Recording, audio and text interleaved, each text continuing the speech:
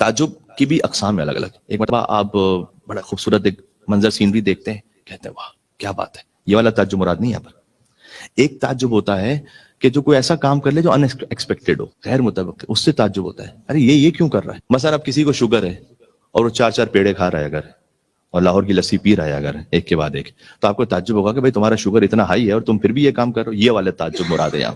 اب کسی کو کولیسٹرول ہے اور وہ تیل میں ڈبوئے ہوئے پائے اور سب کچھ, تو آپ کو تعجب ہوگا کہ بھائی یہ اپنی صحت پہ اتنا ظلم کیوں کر رہا ہے.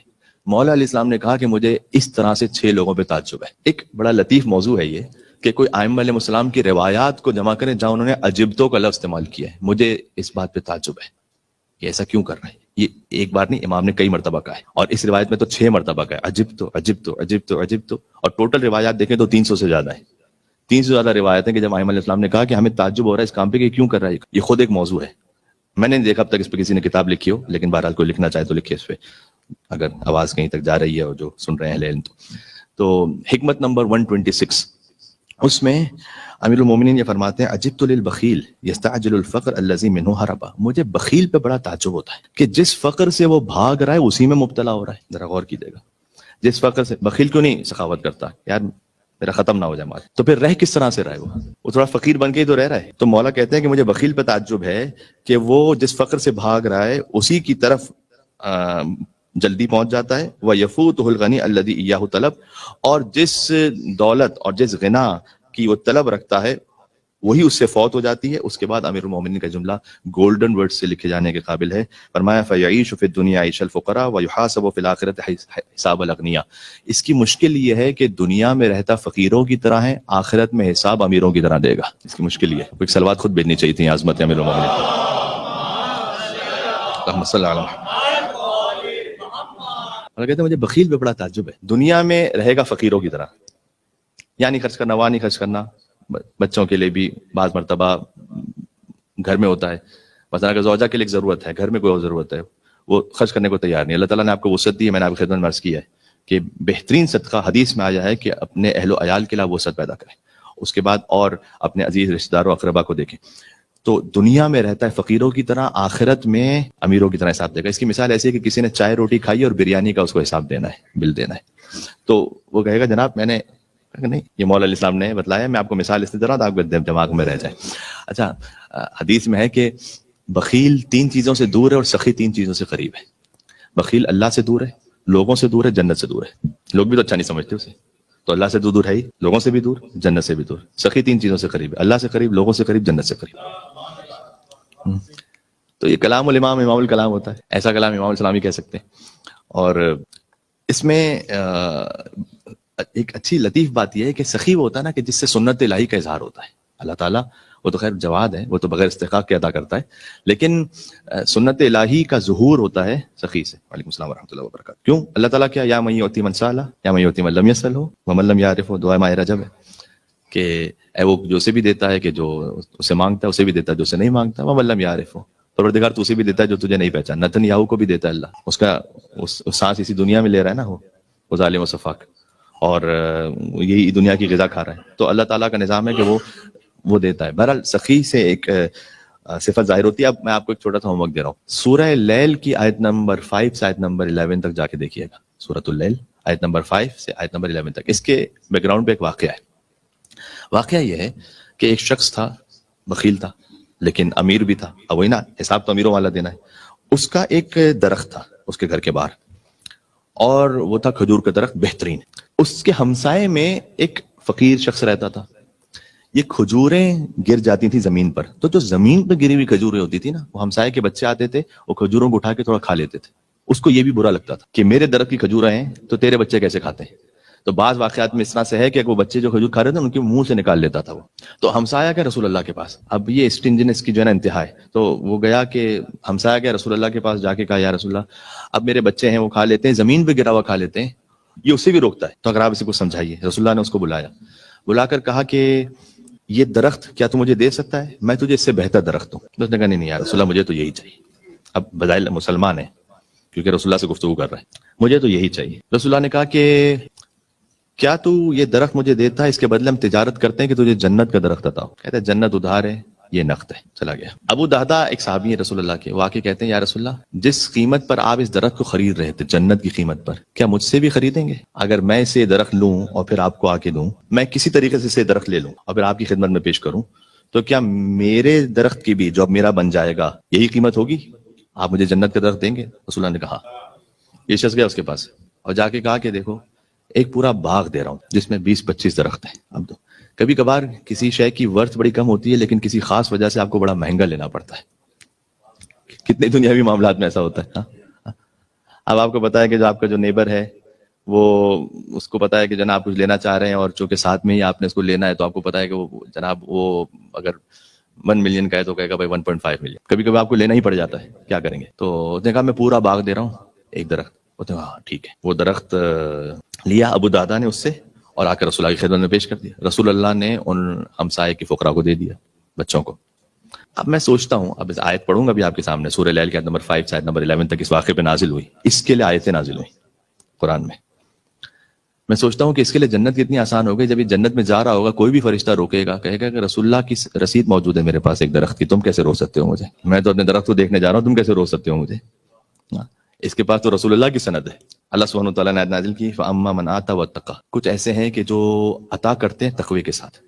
عطا بہت سے کرتے ہیں, تقوی کم میں ہوتا ہے. ہر عطا قابل قبول نہیں ہے اللہ کی بارگاہ میں. عطا ہو تقوی کے ساتھ. اما من آتا واتقى, جس نے عطا کیا, سنگولر ہے, یا من آتا واتقى وصدق بالحسنى, اور اس نے تصدیق کی جنت کی, یعنی اس کو یقین ہے کہ جنت ہے. فَسَنُيَسِّرُهُ لِلْيُسْرَى, تو ہم اس کو جنت آسان کر کے دیں گے, پھر جنت اس کے لیے آسان بنائیں گے. وَأَمَّا مَنْ بَخِلَ وَاسْتَغْنَى, جس نے بخل کیا اور بے پرواہ ہو گیا. وَكَذَّبَ بِالْحُسْنَى, اور اس نے جنت کی تکذیب کی. فَسَنُيَسِّرُهُ لِلْعُسْرَى. اب یہاں اتنی عجیب تعبیر ہے, اس کا ایک سادہ ترجمہ تو یہ کہ ہم اس کو جہنم آسان کر کے دیں گے, لیکن یہاں پر جہنم کا لفظ ڈائریکٹ اللہ تعالیٰ نے استعمال نہیں کیا ہے. دیکھیں آسانی اور سختی دو اپوزٹ ہے, اللہ نے ان دونوں کو ملا کر ایک جملہ کہا ہے فَسَنُيَسِّرُهُ لِلْعُسْرَى, ہم اس کو آسانی کے ساتھ مشکل میں دھکیل دیں گے. اب جاؤ سلپ ہو, بہت آسانی کے ساتھ سلپ ہوگا. کہاں پر؟ ایک گرداب میں مشکل میں پھنسے گا جا کے, اور زندگی وہیں پر, اور نہ اس کا مال اس کے کام آئے گا اور نہ اس کا کوئی سرمایہ. تو یہ اللہ تعالیٰ نے آیتیں نازل کی تھی. ایک اور آیت ہے, اس کو بھی دیکھ لیجیے گا, سورہ نساء کے آیت نمبر 37 بھی ہے, سورہ حدید کے آیت نمبر 24 بھی ہے. سیم آیت ہے, اس میں ایک حصہ اس کا الذین یبخلون ویأمرون الناس بالبخل.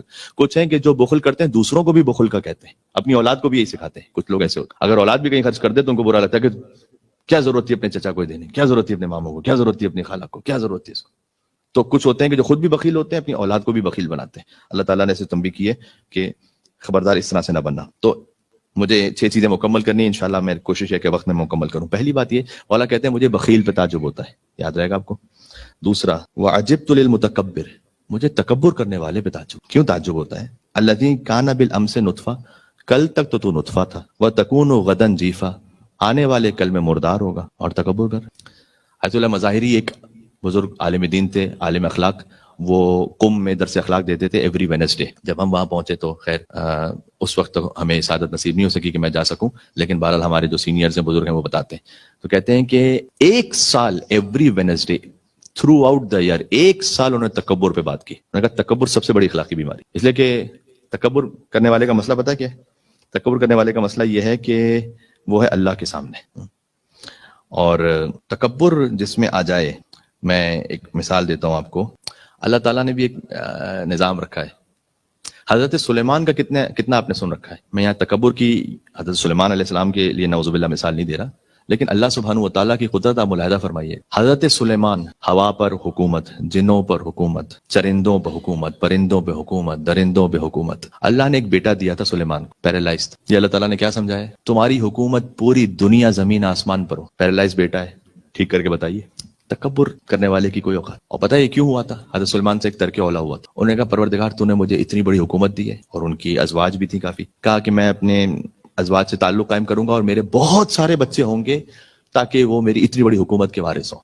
اور اس وقت حدیث میں آیا کہ انہوں نے انشاءاللہ نہیں کہا, اگر اللہ چاہے تو ہوگا. کسی زوجہ سے کوئی بچہ نہیں ہوا, ایک زوجہ سے ایک بچہ ہوا, پیرالائز. اللہ تعالیٰ جب کسی کے لیے کوئی معاملے کو روکنے پر آ جائے, یہ لفظ بھی میں نے سمجھانے کے لئے کہا ہے خالی, زمین و آسمان کی حکومت آپ کر کیا سکتے ہیں. سورہ صاد میں بھی جانب اشارہ ہے کہ حضرت سلیمان علیہ السلام کا ایک بیٹا جو معلول تھا, سورہ صاد میں بھی جانب اشارہ بہرحال ہے.